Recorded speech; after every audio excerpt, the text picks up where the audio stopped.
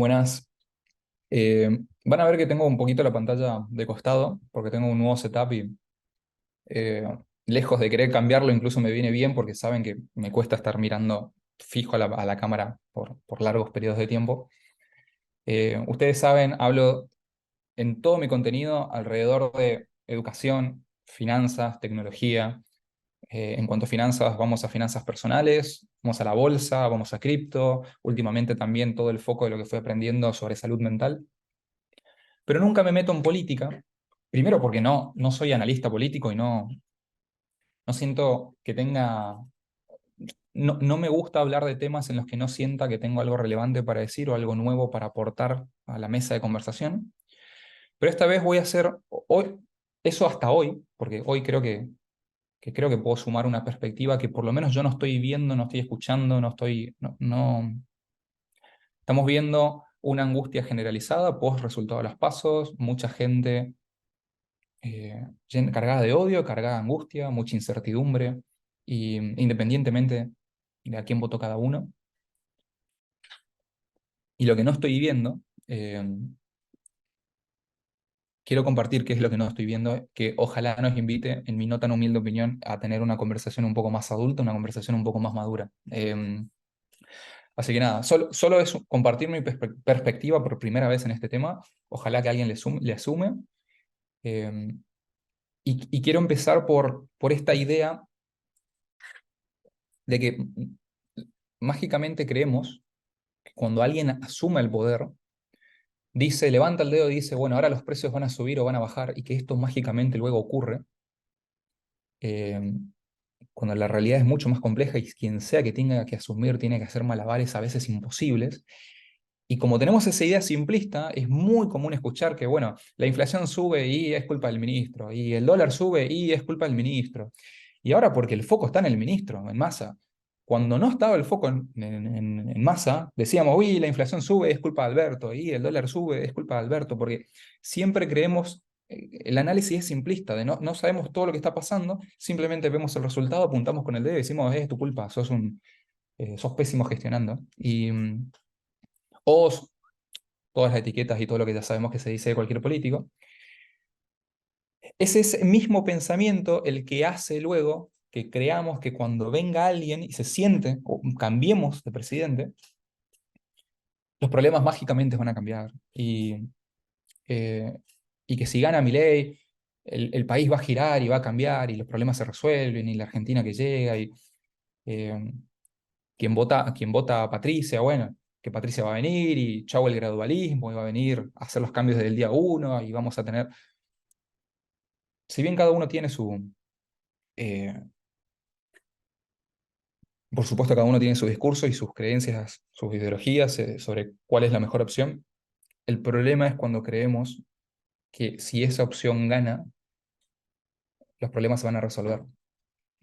Como decían en una conversación Aries Dar con Leandro Sicarelli en un stream de Cocos, una parte que a mí me gustó mucho es cuando decían, Ari en particular decía que los políticos no son boludos. Los políticos, la mayoría de los políticos saben lo que hay que hacer. La palabra clave es si pueden o no pueden hacerlo. Y, y me hizo acordar a un video de CGP Grey, que es un creador de contenido en Estados Unidos, que tiene un video que se llama Rules for Rulers o Reglas para los Gobernantes, donde básicamente el resumen de todo ese video y te explican el contexto de por qué uno siempre desde afuera cree que algún día me voy a poner la corona y yo voy a decidir cómo van a hacer las cosas y todo va a funcionar, pero en realidad cuando te pongas la corona te vas a dar cuenta que la corona te gobierna a vos. Y vamos más en detalle de qué significa eso. Creo que todos podemos coincidir en que los 3 años de gobierno de Alberto fueron nefastos, incluso los kirchneristas coinciden en eso. Yo quiero creer que eso fue adrede, fue a propósito, porque más allá de los shocks, por supuesto tuvimos el COVID, la cuarentena, la crisis, el dólar, la Fed subiendo las tasas, la guerra de Ucrania, la crisis energética de Europa, o sea, los shocks estuvieron, eh, no le tocó un periodo sencillo, pero la gestión igual fue pésima y yo quiero creer que fue a propósito porque el objetivo era que sumarle peso político a Cristina para que luego Cristina se postule en las PASO y eventualmente ya gane y sea presidente y tenga su mandato. Finalmente nada de eso sucedió porque Cristina no se pudo postular a las PASO por el quilombo legal que tuvo y que tiene todavía encima.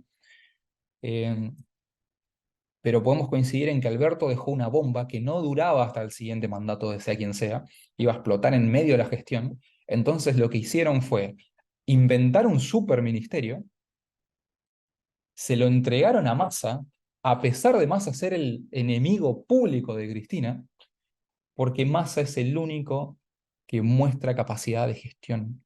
Y, y acá voy a perder algunos y van a decir, eh, hay gente que no tiene ganas de conversar de forma objetiva, y eso no significa que lo que yo estoy diciendo sea cierto, pero significa que va a haber gente que, uy, habló, dijo algo bueno de Massa, hay que matarlo, y entonces ya, bueno, para la gente que sí tiene ganas de tener una conversación adulta, eh, mi visión es que Massa puso la cara. Fíjense que a Alberto ya ni lo vemos, de pedo si le vemos la cara a Alberto, no sabemos dónde está.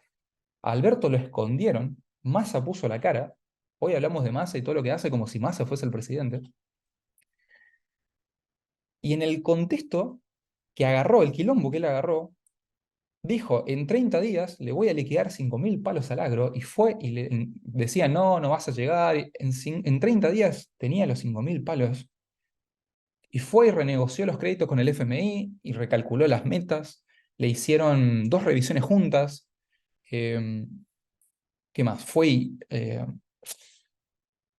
Fue a China, negoció la ampliación del swap, de repente nosotros vimos que los argentinos podíamos tener cuentas en yuanes, no entendíamos nada, consiguió fondos de Qatar, o sea, y en medio de todo eso que estaba haciendo Massa, tuvo lo que quienes saben dicen la peor sequía de los últimos 40 años, que le sacó 20.000 palos de importaciones al país.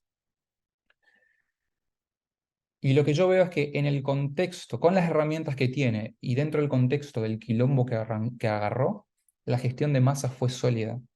Yo no lo voté, yo no estoy diciendo que él es la mejor opción, no estoy diciendo que él tiene que ser el presidente, pero sí estoy diciendo de que no es tan simple como decir, uy, el dólar sube, es culpa de Massa.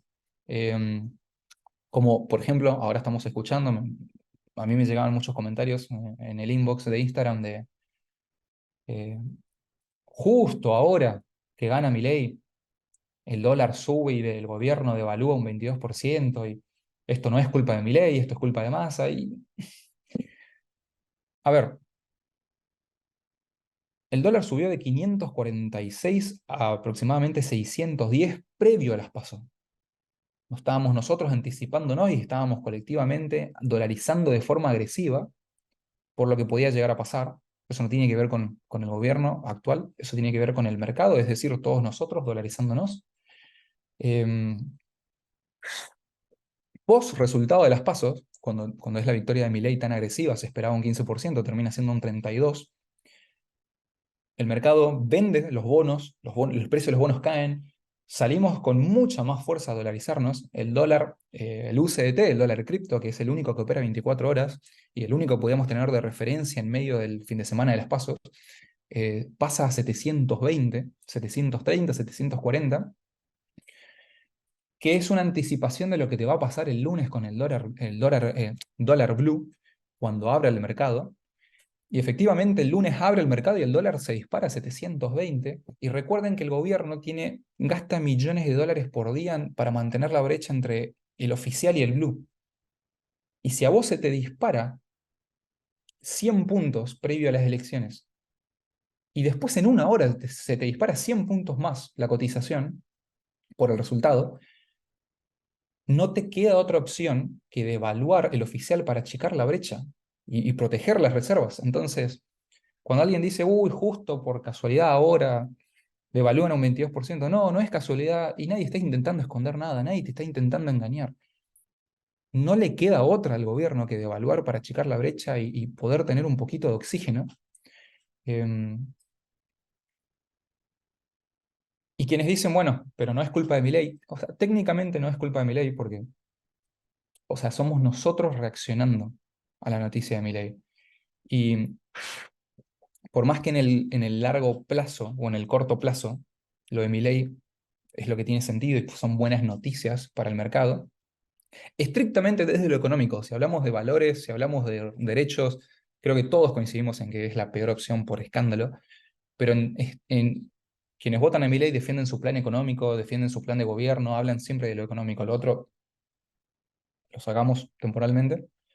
Y hablando del plan económico, sí, es lo que parece tener sentido porque Milei es pro mercado, pro empresa, quiere achicar el Estado, quiere bajar el déficit. Entonces, independientemente que coincidamos o no en las formas, sabemos que el resultado buscado, el objetivo buscado, si bien es positivo para el mediano y largo plazo, entonces, ¿por qué el mercado reacciona de forma negativa? Y mi interpretación, en base a lo que veo, lo que escucho, leo de otras personas que saben muchísimo más que yo, es que el mercado, por más que eso sea positivo en el mediano plazo, no, el mercado no entiende qué va a suceder en el corto plazo. Tenemos un escenario en el que Milei gana y no puede cumplir ni el 15% de sus promesas porque el Congreso no lo acompaña. Y recuerden, el presidente no es un dictador. Tenés que tener la Cámara de Diputados, la Cámara de Senadores de tu lado acompañándote y tenés que tener un contexto favorable que te permita ejecutar. Y después tenés otro escenario en el cual Milei efectivamente cumple las promesas, pero el volantazo es tan fuerte, tan violento, que generas un montón de pobreza en el corto plazo y que quizás eso le pegue tan fuerte en el bolsillo a la gente que luego no te votan para una reelección y no te dieron tiempo para ver si en el mediano o largo plazo eso tenía sentido. Y creo que es eso justamente lo que está pasando y lo que nos mantiene a nosotros atrapados en este ciclo en el cual viene un gobierno a arreglar la cagada del gobierno anterior, que a su vez ganó para arreglar las cagadas del que está asumiendo ahora. Y estamos constantemente en un ciclo donde uno viene a arreglar la cagada del otro y al final nadie arregla nada y todo cada vez peor. Porque si decimos el siguiente mandato va a ser de 10 15 años, la conversación cambia. Pero en 4 años, para mí personalmente 4 años no es muy poco el tiempo. A vos te permite pegar un volantazo, hacer los cambios necesarios, generar pobreza en el corto plazo, para luego ver si te reeligen, para ver si en el mediano plazo tenía sentido. Entonces, mi miedo no es que mi ley, estrictamente lo económico, ¿no? Si mi ley va a hacer bien o mal las cosas. Mi miedo es que mi ley o no pueda ejecutar y veamos un Milei muchísimo más madurado, más moderado, o veamos un Milei que va y ejecuta y no le da el tiempo luego para ver resultados y para que lo reelijan y entonces deja las cosas peor de lo que estaban y luego el país vota a alguien más. Eh, ¿Cuál es la solución, Fran? No tengo la menor idea. Eh, Tampoco la intención de este video es decir, bueno, yo creo que esto es lo que tiene que pasar y esto es lo que tiene que hacer el gobernante. Simplemente es invitarlos a ustedes a tener una conversación en la cual dejemos de pensar de que va a ser tan simple como alguien va a asumir y va a resolver esto. No hay salvadores y creo que si nosotros abandonamos esa idea simplista, nos permite tener conversaciones más adultas sobre quién sea el candidato. Porque, ¿por qué yo puedo no votar a Massa, no elegir a Massa, no creer que Massa es la mejor opción y así y todo mirar el contexto y decir, che, la gestión de Massa en el contexto de lo que tiene es sólida? Porque si te pones, y vamos a ir a, les voy a dar otro ejemplo, que creo que se va a entender. Hace poco me dijeron, creo que ayer me enteré que Massa prohibió la exportación de carne. Y, y pónganse ustedes un segundo en el sombrero de productor de carne. Y tienen dos opciones. O gano muy poquito en pesos vendiendo en el mercado local, o gano muchísimo y en dólares vendiendo afuera exportando. Por supuesto, ¿cuál pesa más? ¿Qué opción van a elegir? Vas a vender afuera, vas a exportar, no querés vender en el mercado local. Y si vendés en el mercado local va a ser un poco y a precios altísimos. Y con toda la devaluación del dólar y la desestabilización que estamos teniendo, tiene sentido que el precio de la carne explote desde el punto de vista de un productor. Vos como gobernante que querés cuidar que esos precios no exploten, lo que hizo más ahora es prohibir las exportaciones. Entonces vos como productor, si ya no puedes exportar y vender en dólares afuera, te queda un montón de mercadería para vender en el mercado local en pesos.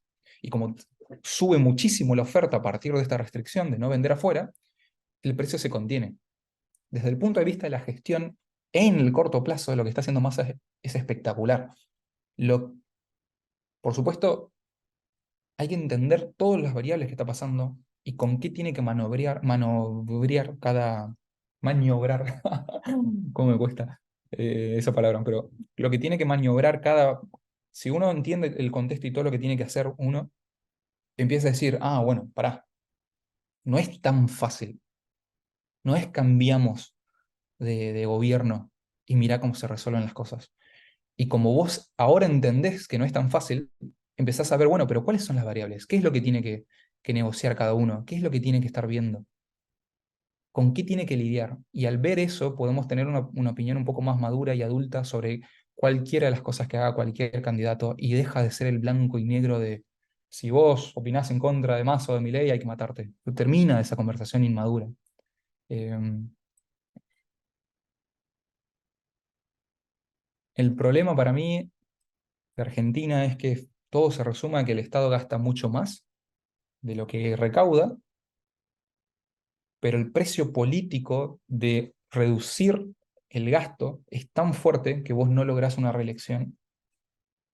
Y quizás tiene que venir un loco psiquiátrico para concretar una cosa así. Por supuesto, cabe aclarar que cuando digo loco psiquiátrico es una...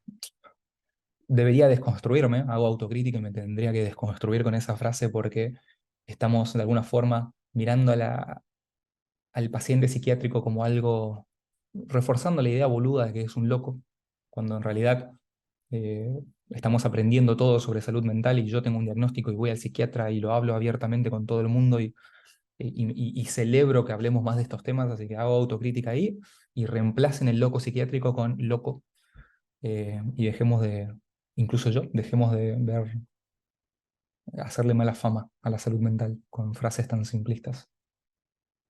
Pero mi miedo es que se va a quedar a mitad de camino porque 4 años no es nada y va a dejar todo peor que antes. Eh, y ojalá no sea el caso, pero ojalá podamos también tener conversaciones un poco más justas con cualquiera sea el candidato, entendiendo el contexto de lo que tiene que manejar y no pensando que uno a dedo dice esto sube, esto baja, o que son todos unos inoperantes. Los leo en los comentarios, charlemos y bueno, los invito a conversar y veamos qué se puede aprender y dejar de ser tan blancos y negros, que empecemos a ver los grises y veamos qué podemos aprender del contexto de cómo funciona Argentina y dejar de ser tan niños a la hora de opinar sobre un candidato u otro. Les mando un abrazo.